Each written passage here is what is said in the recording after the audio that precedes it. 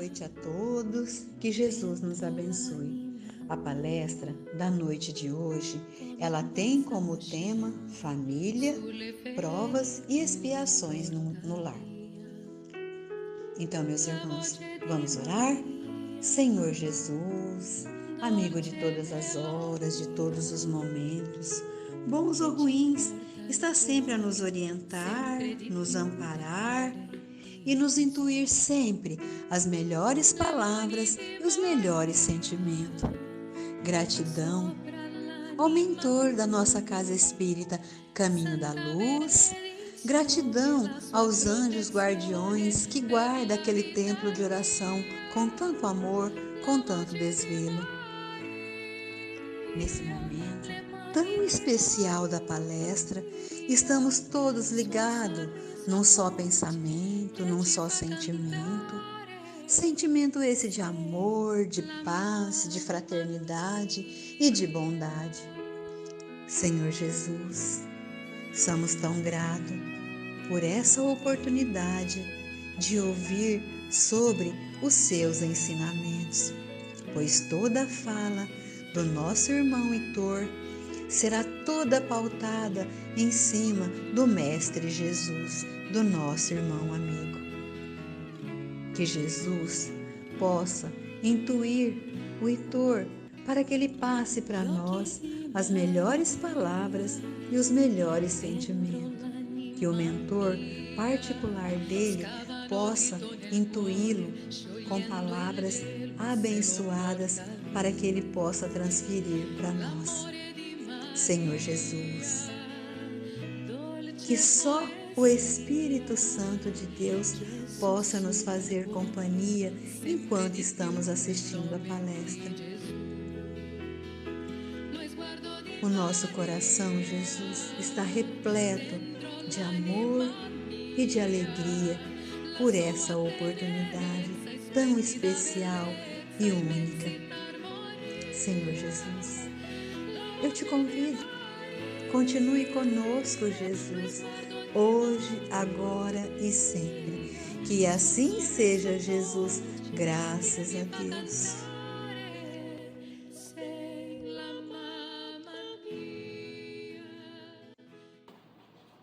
Todos os amigos, boa noite.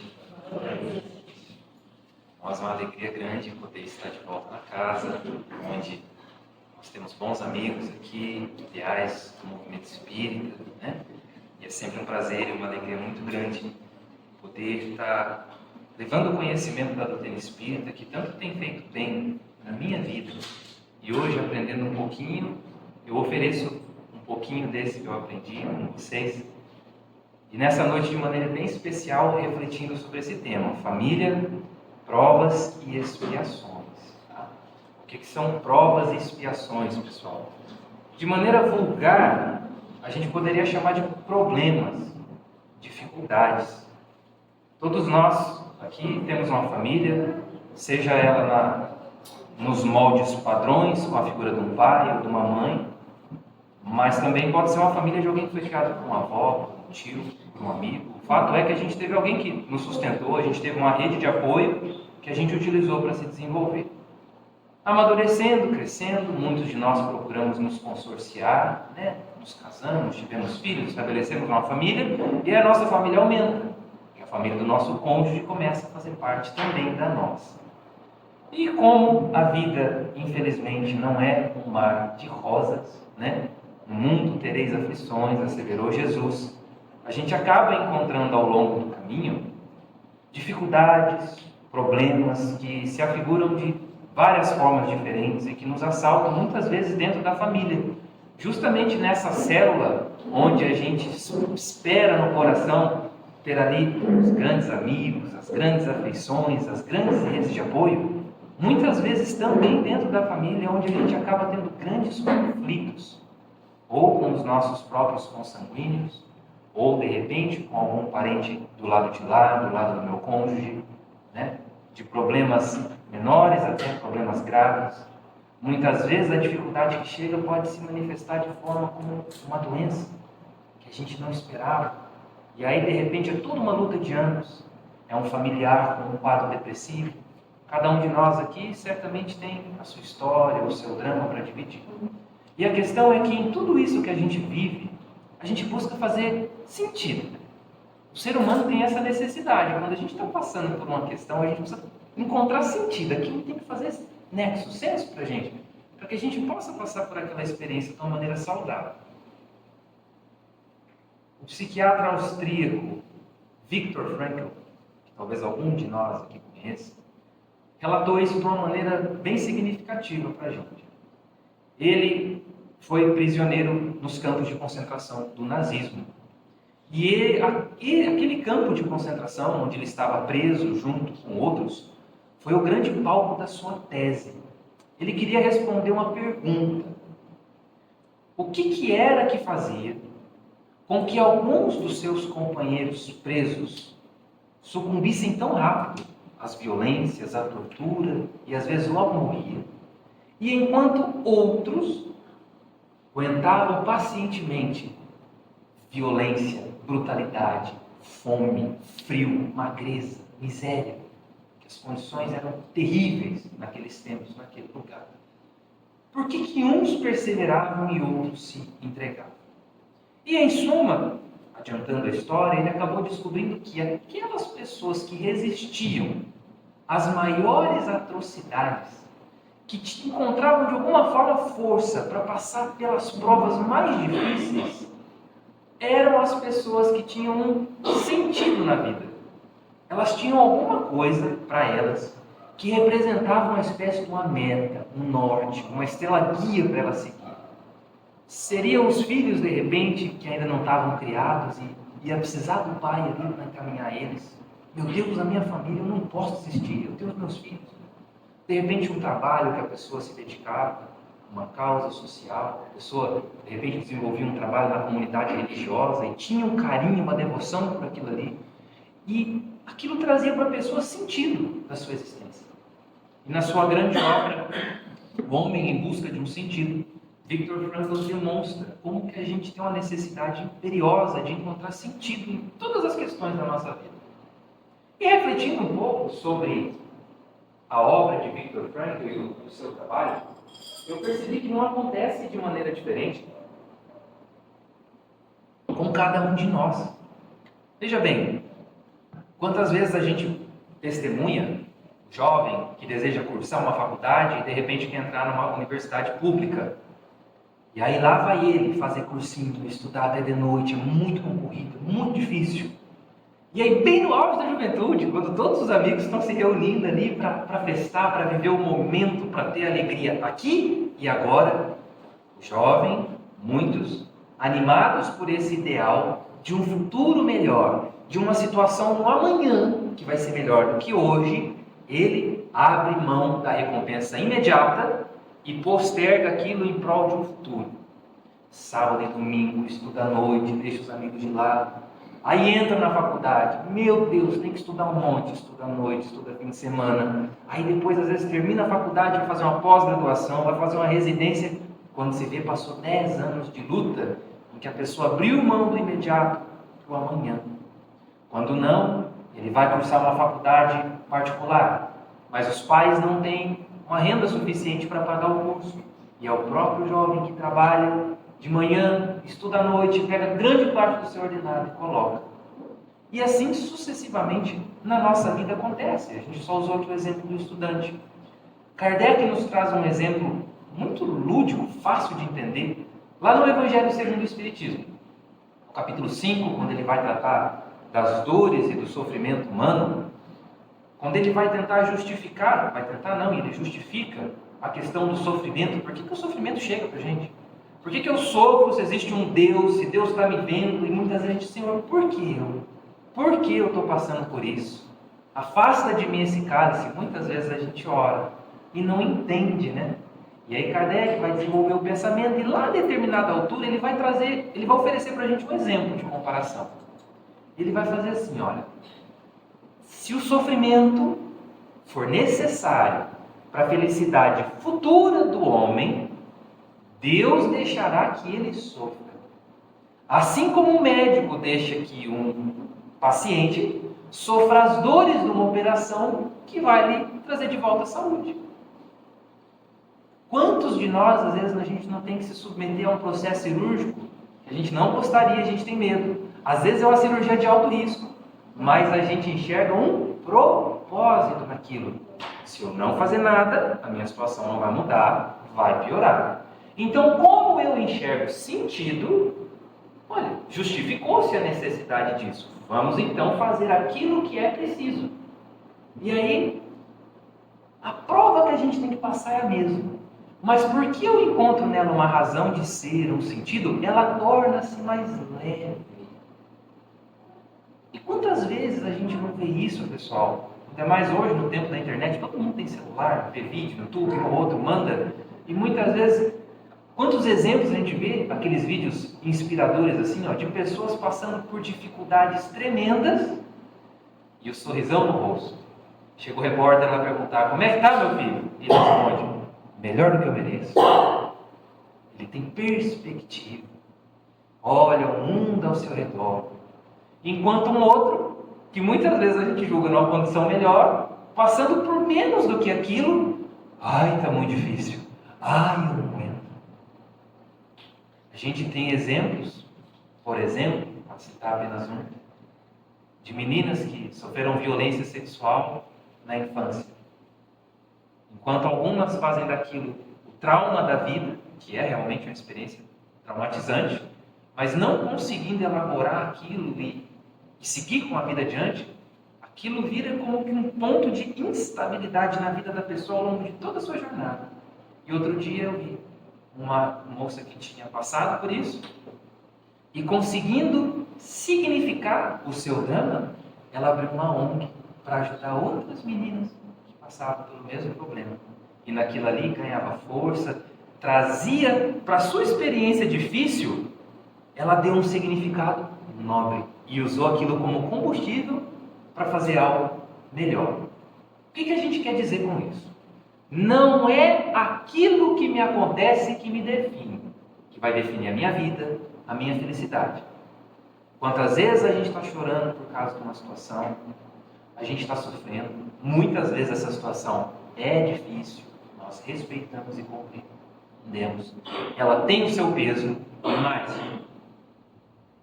esse peso é percebido pelos nossos ombros, conforme a nossa compreensão e o sentido que a gente dá por aquilo que a gente passa. Faz sentido para vocês? Não é aquilo que me acontece que me define, mas como que eu trabalho aquela experiência.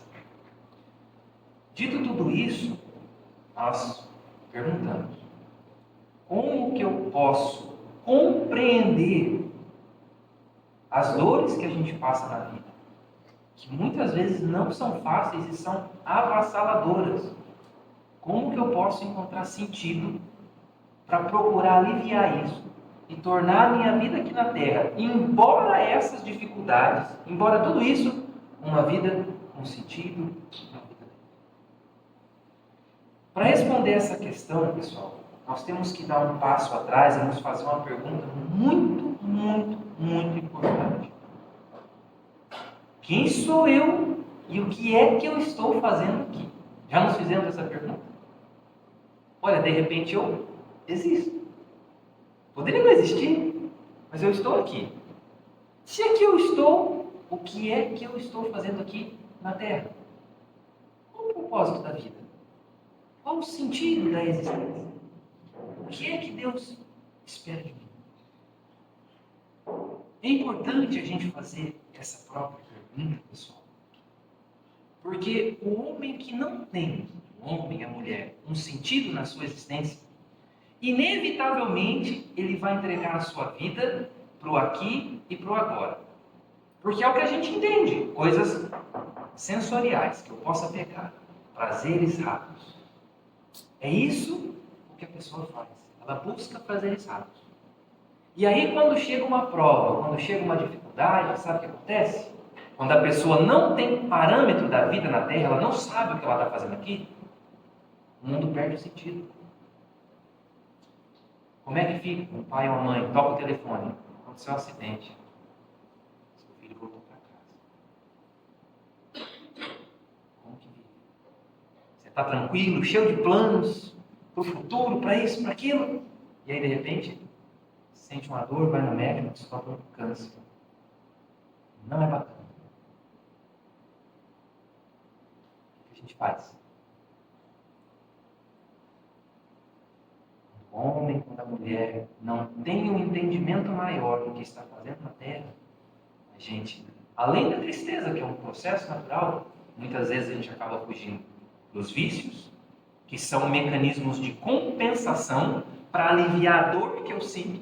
Eu estou sentindo uma dor muito grande, eu não sei lidar com isso, eu não sei aliviar. Então eu vou para um vício. Cada um dá um nome para o seu vício, para onde a gente costuma afogar as mágoas, como diz o ditado.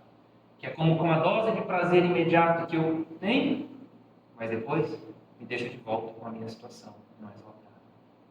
Muitas pessoas partem para a depressão profunda, ficam de mal com a vida, porque não tem nenhuma perspectiva para justificar aquela situação que ela passa, a perda do ente querido, um revés financeiro que mudou tudo e levou a pessoa agora para a miséria, para a pobreza, uma doença, a pessoa fica sem parâmetro, sem sentido. E em quantos casos essa mesma falta de sentido não leva a pessoa a tirar a própria vida? Porque qualquer coisa é melhor do que continuar sentindo aquilo que ela está sentindo. Então vamos refletir, junto com a doutrina espírita, o que é que nós estamos fazendo aqui na Terra? Por que é que a gente existe? Dizem assim os espíritos para Allan Kardec, quando ele inquire a respeito disso. Olha, somos espíritos imortais, ou almas, se vocês preferirem chamar. O ser pensante em nós, que raciocina, que sente, ele é extracorpóreo. O corpo é o veículo desse ser, é como ele se manifesta. Mas o ser pensante não é o corpo. O ser pensante é o espírito. Esse espírito não nasceu junto com o corpo físico. Ele existe desde muito antes desse corpo físico. A gente tem uma base da idade do nosso espírito. Olha aí, nós estamos no ano 2023 da era cristã. Deus não criou a gente aqui. Ele criou a gente lá atrás. Então, de lá para cá, é mais ou menos a idade que a gente tem. Os espíritos também ensinaram para Kardec e para nós o seguinte: olha, Deus é o nosso Pai. Ele é o Criador de tudo que existe. A inteligência suprema, a causa primária de todas as coisas. E aí Kardec perguntou: legal, seu espírito, mas me dá uma prova que Deus existe. E eles respondem: pois não. Usa as regrinhas, professor, que você já utiliza aí na sua ciência. Não existe um efeito sem causa. Logo, observai tudo que não é obra do homem, e a sua razão vai dizer quem é que foi que fez. E ademais, há um efeito inteligente necessariamente antecede uma causa inteligente. Nós não podemos pensar que um cachorro é capaz de fazer um sistema de som, internet sem fio, um celular, Wi-Fi. Nem um cachorro, nem um cavalo, nem um macaco, que é o parente próximo da espécie humana, tem capacidade de fazer isso. Quem é que tem a capacidade de fazer um corpo desse imperfeito?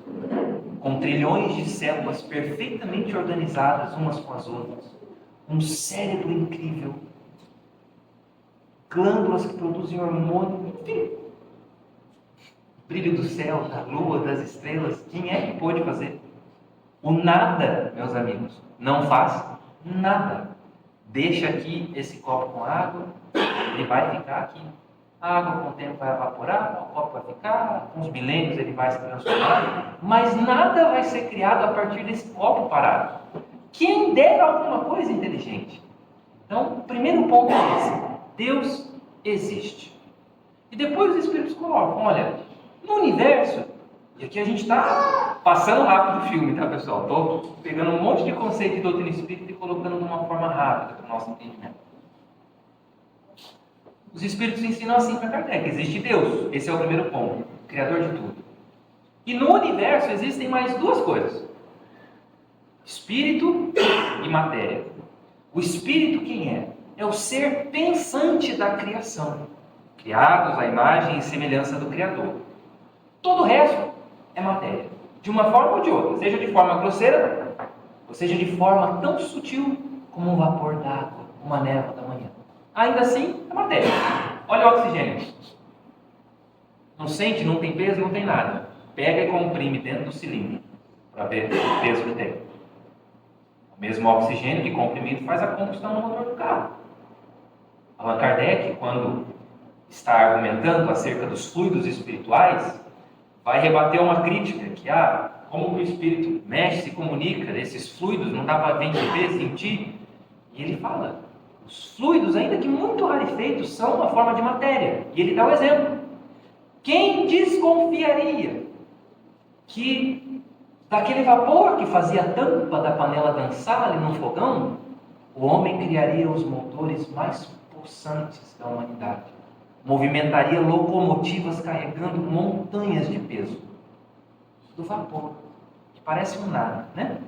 Então existe Deus, Espírito e matéria no universo. É o que a gente dá conta de entender por agora, dizem os Espíritos. Então a matéria é o quê? É o palco onde a vida do Espírito se processa. Vamos fazer um exercício de pensamento? Imagina que Deus nos criou enquanto Espírito, está um ser pensante. Só que aí não existe nenhum lugar. A gente foi criado no vácuo. Não tem nada para fazer, não tem nada para eu interagir, não tem nenhum lugar para eu me movimentar. Fica sem pé e sem cabeça, né? Então existe o ser pensante e ele precisa de um palco para se expressar, para movimentar a sua existência. Esse palco é a matéria. O planeta Terra é um dos mundos habitados. No universo tem tantas outras moradas, como já se revelou Jesus. Na casa do meu Pai há muitas moradas. Quando a gente ouve falar do plano espiritual do paraíso, nas obras de André Luiz, ele descreve nosso lar, as cidades espirituais, aquilo lá também é matéria. Não é matéria numa densidade igual à nossa, mas é matéria, lembra? No universo, ou é Deus o Criador, ou é o Espírito ser pensante. Qualquer coisa que não é isso, é matéria.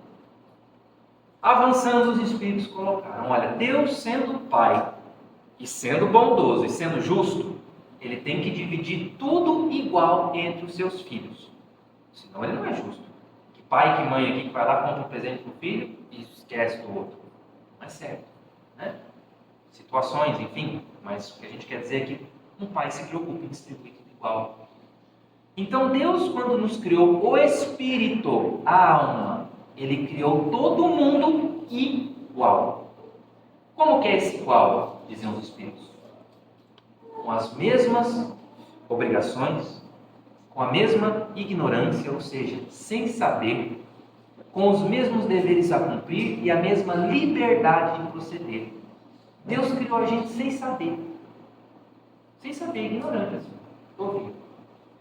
E aí, ele deu para cada um uma prova, uma missão no mundo material.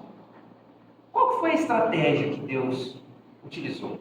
Por muito nos amar, quando Ele nos criou, Ele nos fez livres e deu para a gente uma coisa que chama vontade. E plantou em nós uma sementinha de perfeição. Lembra? Lá nas Escrituras, na Bíblia, a gente encontra assim, fostes criado à imagem e semelhança do Criador. Deus não é a perfeição, eu não sou filho de Deus, então eu tenho essa sementinha de perfeição em potencial, dormindo dentro de mim. Assim como a gente olha uma semente de laranja e não sabe dizer quantas árvores de laranja em potencial tem ali, quantas sementinhas, a gente não sabe, mas está ali dormindo, precisa despertar. Deus, quando nos fez imperfeitos, é a obra não acabada, e deixou essa sementinha dentro de nós para ser desenvolvida. Por que Deus não fez tudo perfeito? Sem mácula, sem nada, sem dor, sem sofrimento? Se assim fosse, meus amigos, o que seria da gente se não robozinhos de prateleira? O que daria o meu nome? A minha personalidade? A minha história, as minhas lutas iam ser o quê? A minha individualidade. Todo mundo ia ser uma máquina. A gente não ia ter liberdade, não ia ter iniciativa, não ia poder tentar, não ia poder fazer, não ia ter a pena de errar nem o gosto de acertar. Então, por muito nos amar, Ele fez a gente livres. Olha, vai meu filho, você é livre, eu vou te dar um impulso. E colocou a gente para uma encarnação no mundo material.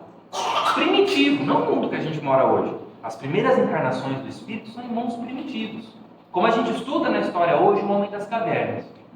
E aí, como que Deus fez para que a gente pudesse atender esse potencial divino dentro de nós?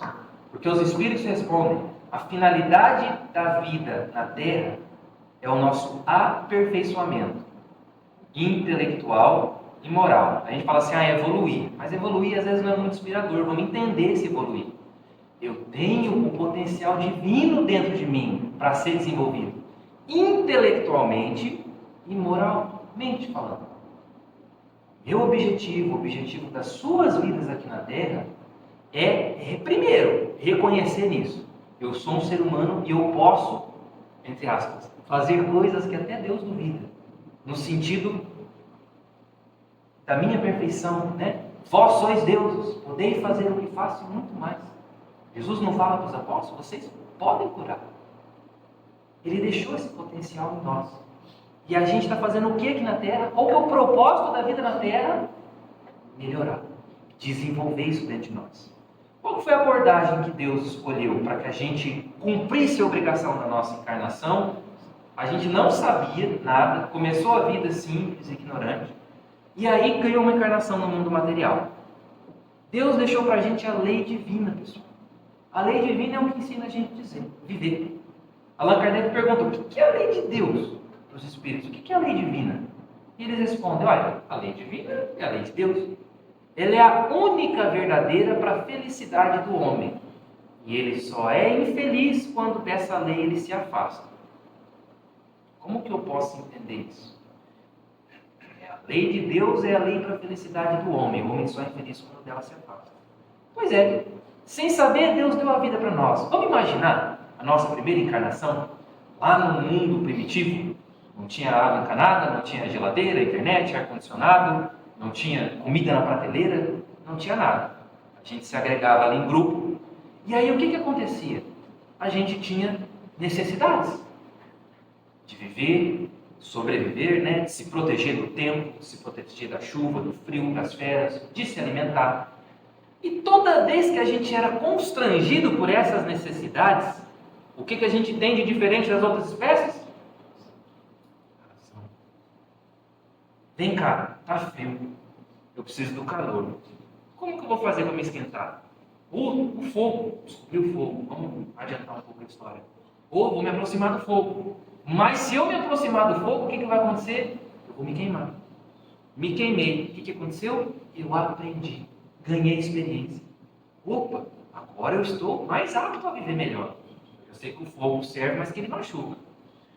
Estou com fome, preciso comer. A gente começa a comer. Ai, que prazer gostoso, está muito boa essa comida. E a gente não respeita a hora de parar. O que acontece? Dói a barriga. Preciso dar um pulo para descer dessa árvore mais rápido. Mas de repente eu pulei de um lugar que era muito alto, me machuquei. Olha, tem a gravidade. Mesmo sem conhecer a lei da gravidade.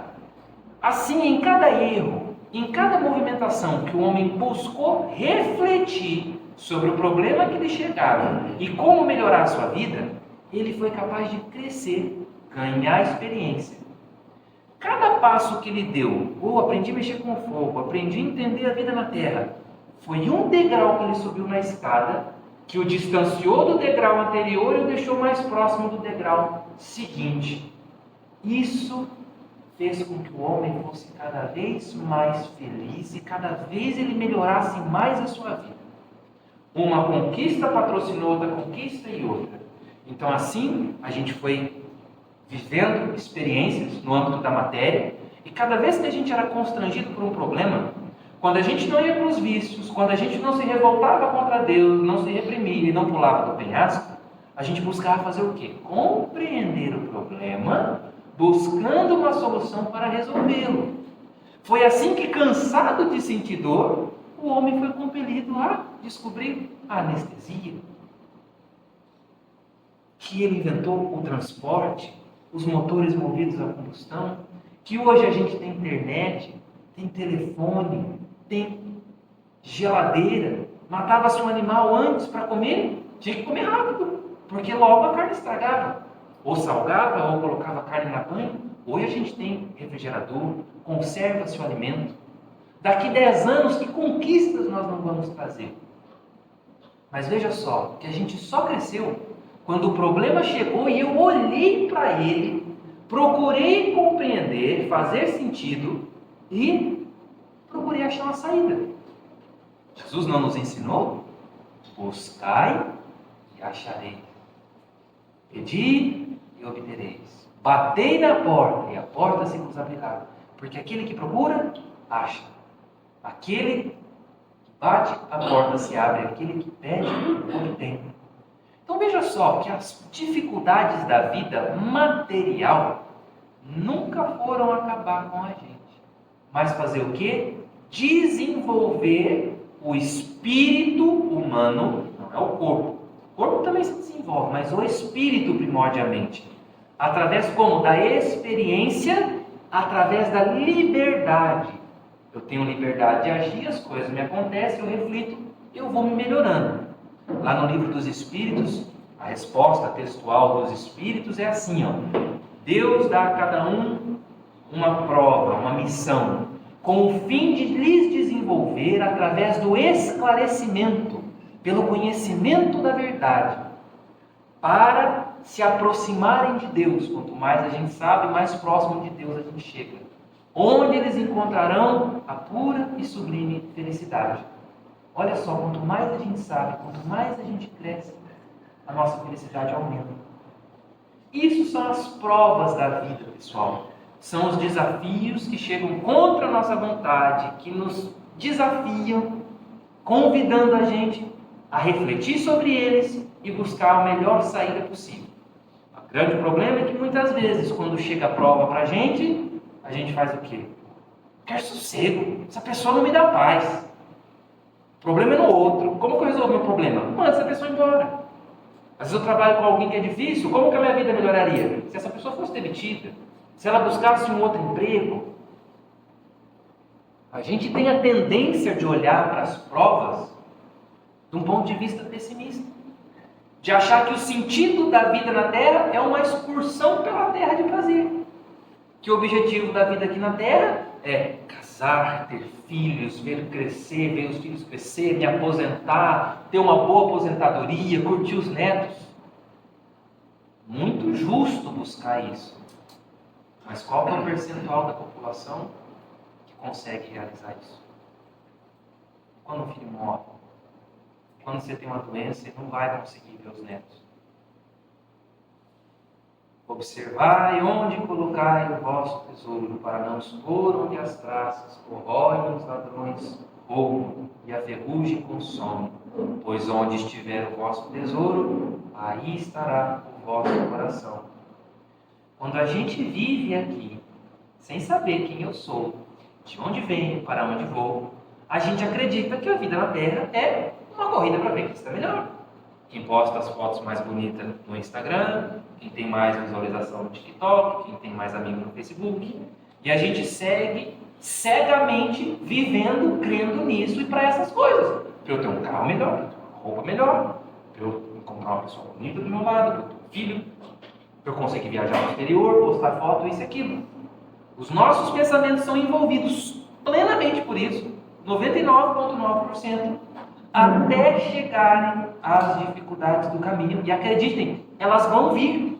Por quê? Porque eu não estou na Terra para ser feliz na Terra. É óbvio que nós estamos dizendo, e todo mundo aqui sabe disso. Mas como é que a gente vive? A gente vive como se a gente soubesse disso? Ou a gente vive como se fosse viver aqui para sempre? Os nossos desejos, os pensamentos que envolvem na nossa cabeça são pensamentos da vida futura, do além? Como que a gente lida com o fato de que a gente vai morrer, organicamente falando? A gente procura não pensar nisso, né? Deixa a morte para lá, um dia ela vai vir. Né? Vai fazer uma viagem, não sabe para onde é, não sabe se está frio, se não está, que dinheiro que usa lá, se vai levar roupa na mala, se não leva, e de repente é pego de supetão para fazer a viagem. E está numa situação difícil do lado de lá, porque não se preparou. Eu sei, mas deixa para pensar amanhã. Deixa para pensar na morte depois. Ou então tem aqueles que falam, Deus o livre, vira a boca para lá.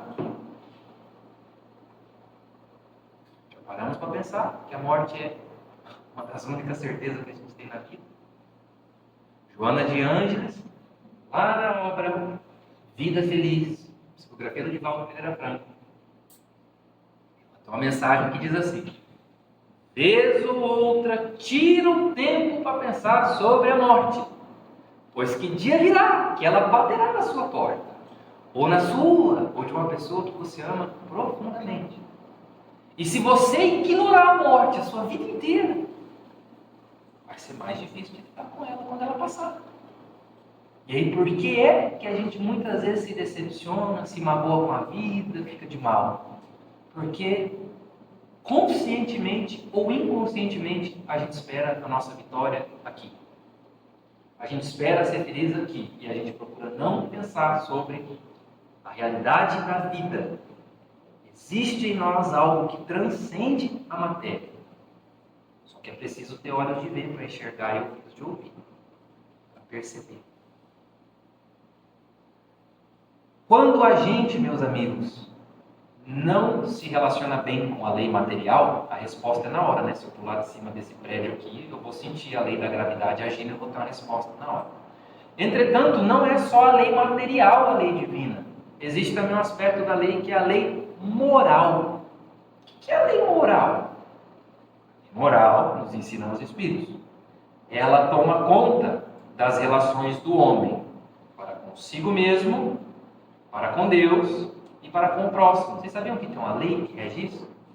Assim como tem uma lei do fogo, a lei da física, da química, se você levar o fósforo no álcool, o álcool pega fogo. Na nossa vida psíquica existe uma lei que rege também. A lei de causa e efeito, a lei moral. Quando uma pessoa faz mal para si próprio, a nossa lei do homem aqui da terra, ninguém se intromete. A vida é sua, faz o que você quiser. Mas se a gente fizer mal para outra pessoa, e sim, alguém pode nos processar, nós vamos no tribunal. Porque o homem não ama. A gente está preocupado conosco. O outro, tome conta dele. Deus, porque nos ama, pune, inclusive, as faltas que nós cometemos contra nós mesmos. Essa é a lei moral. Que muitas vezes a gente tem ditados populares que encerram ela, né? Aquilo que você faz para o outro, você vai ter. O que você plantar, você vai colher. Deus ajuda quem cedo madruga, e assim por diante. Toda vez que a gente erra na lei material, a gente ganha experiência, a gente aprende. Na lei moral é idêntico, só que tem um detalhe. A lei material é ação e reação. Na hora, bateu, faz o barulho, eu sinto. Quando eu erro para comigo ou para com o meu semelhante, não necessariamente é na hora que eu tenho um retorno. Porque o Senhor sempre procura uma maneira de nos ensinar pelo amor. De desenvolver a sementinha que Ele plantou dentro de nós pelo amor. A lei divina está posta no livro da natureza, foi plantada na nossa consciência, dizem os Espíritos.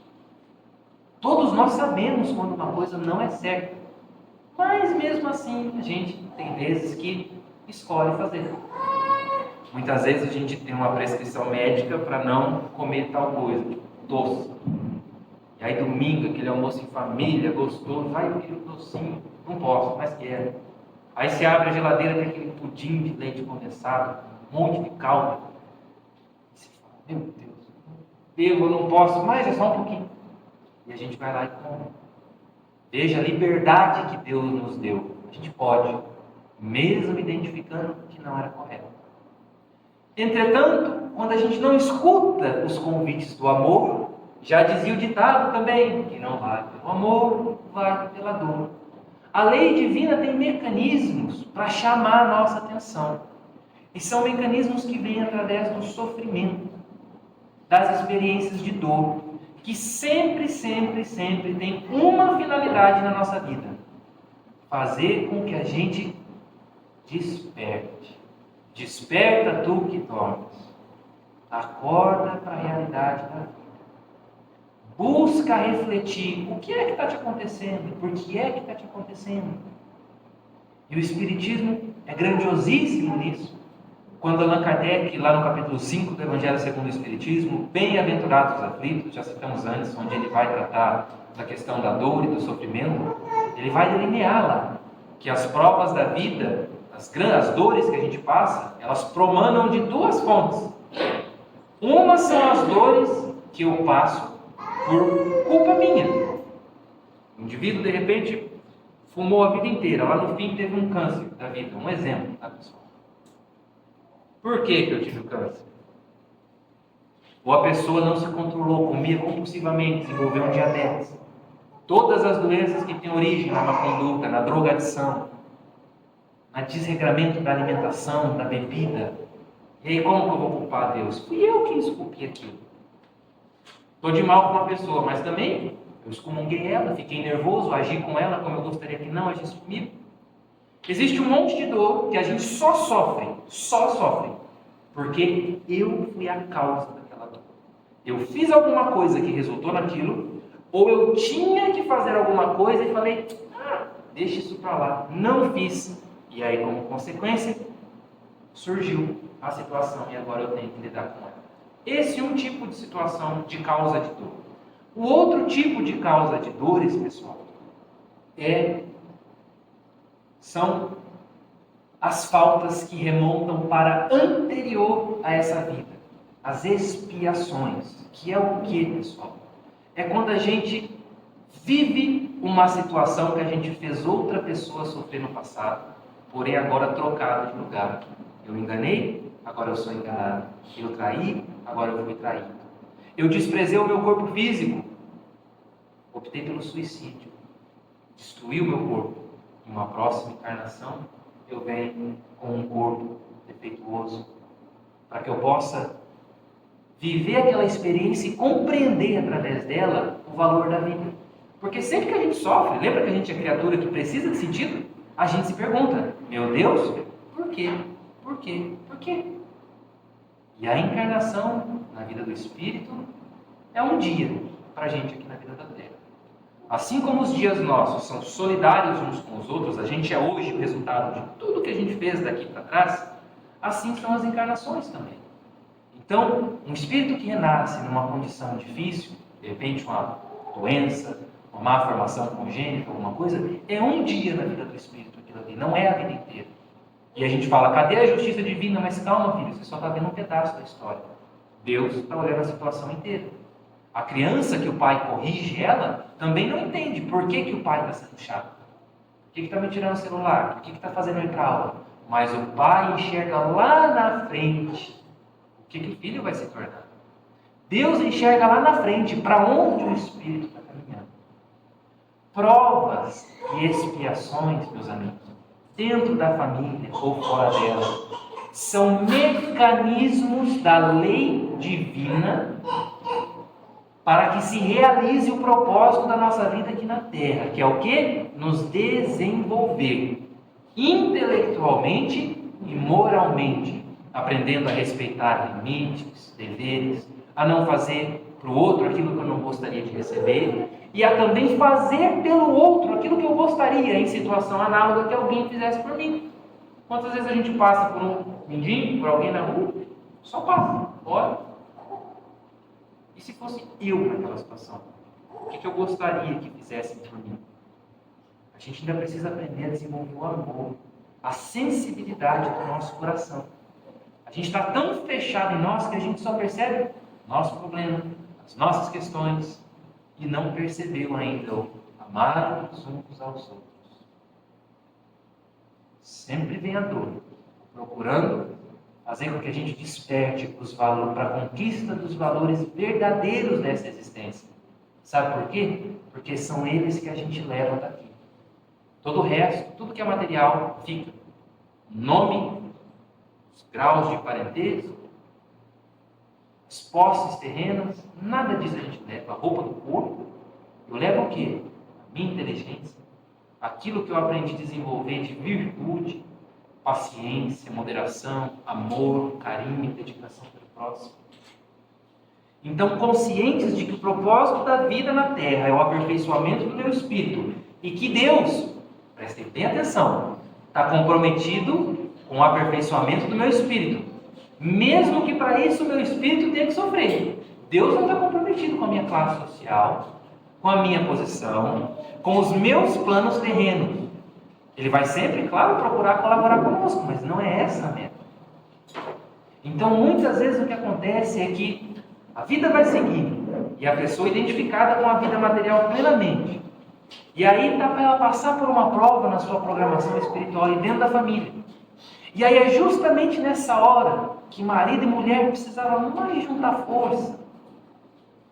Pai e filho, irmãos, onde a família precisava se unir para colher o fruto daquela dificuldade, é onde muitas vezes surgem as separações, as brigas, as lutas e perde-se o fruto da obra. Porque ninguém tem um parâmetro de compreensão para avaliar aquela situação de um ponto de vista que faça sentido, de um ponto de vista lógico.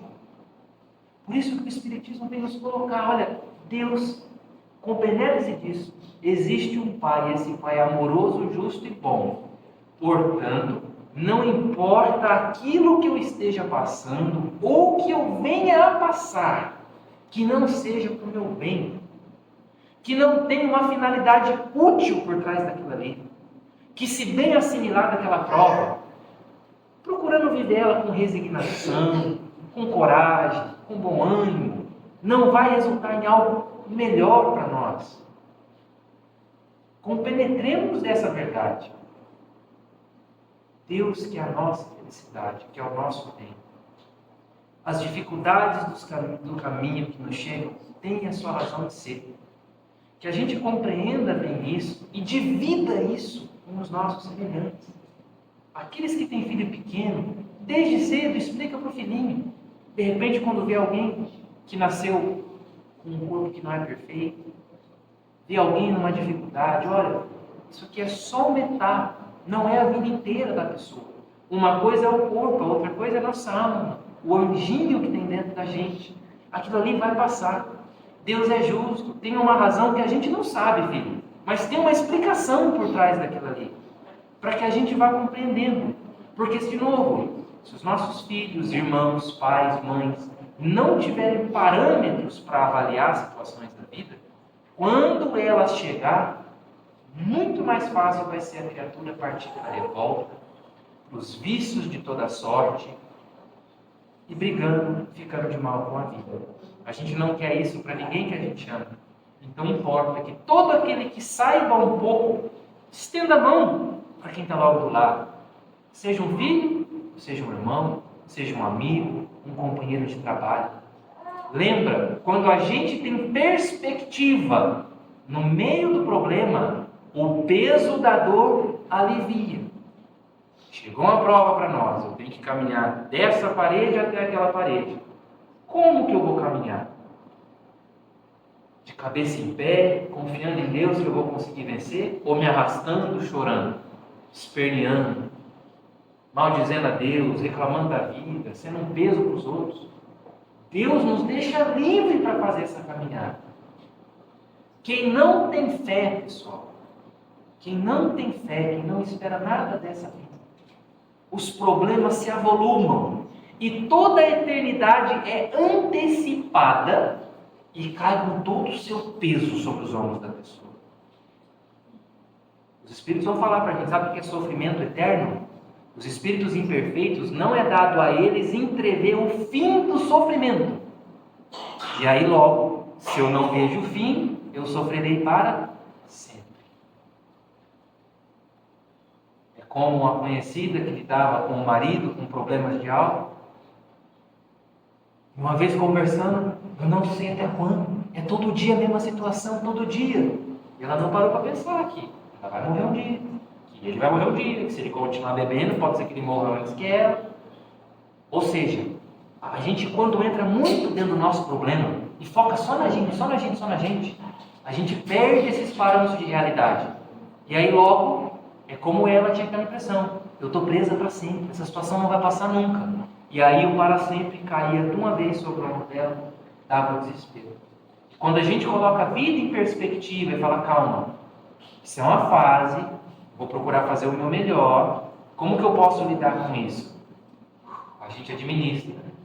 Volta a viver um dia de cada vez. Deus não pede para a gente vencer uma batalha de uma doença, uma batalha de uma luta, de uma faculdade, 5 anos de uma vez só. Ele fala assim: o que você tem para fazer agora? Eu tenho isso. Faz isso.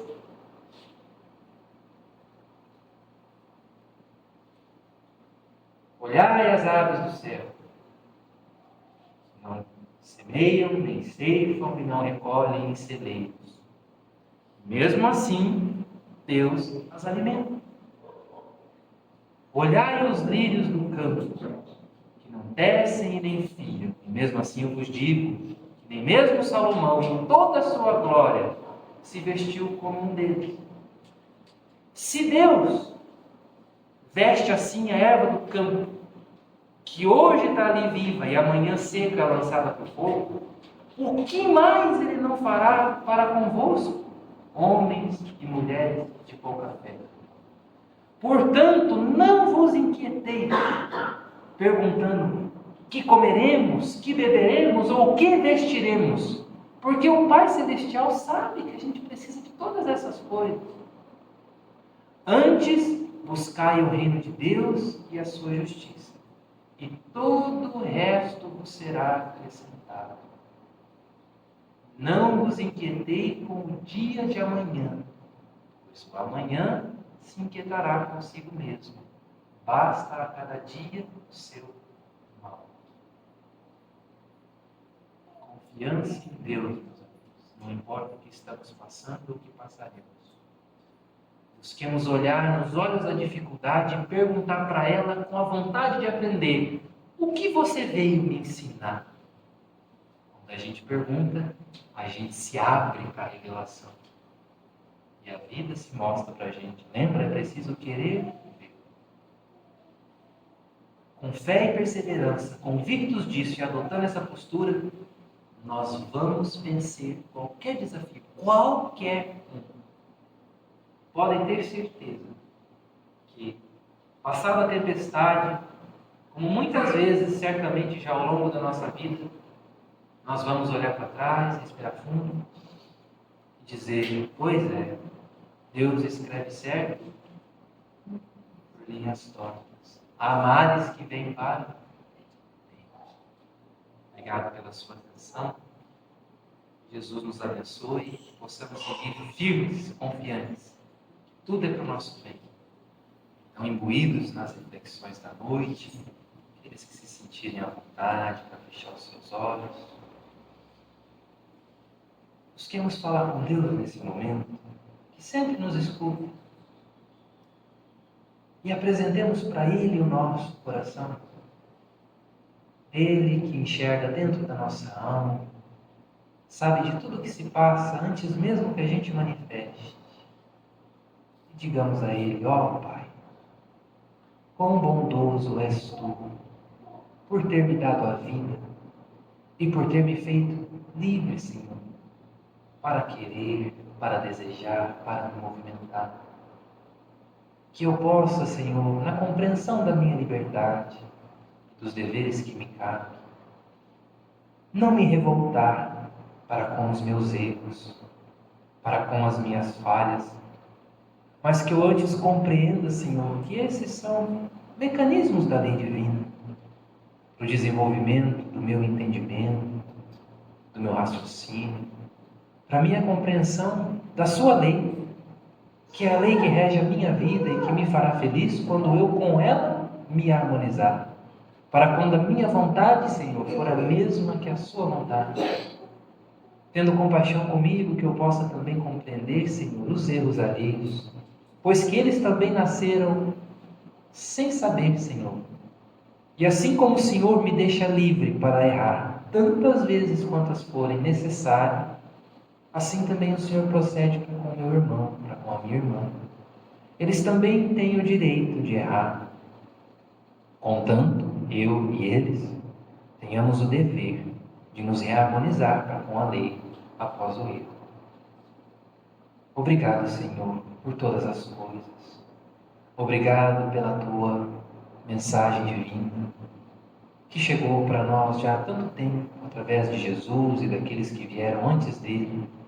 E agora, Senhor, nesse tempo da humanidade, em que o Senhor nos julga aptos para compreendermos mais profundamente as leis da vida, a verdade do universo, o Senhor nos entrega a doutrina espírita e vem nos trazer você próprio, Jesus, dito à luz do dia, em palavras claras e para o entendimento daquele que deseja entender o que nós estamos fazendo aqui na Terra, qual a finalidade da vida, trazendo para nós nova esperança, Senhor.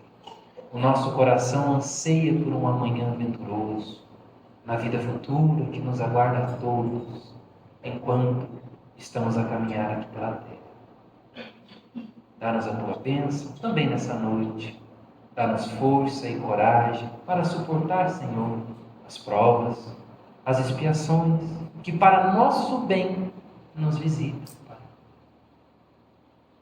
Abençoa os nossos irmãos encaminhados, todos aqueles que passam também pelas suas dificuldades, Senhor, mas que talvez não tenham a compreensão que nós temos.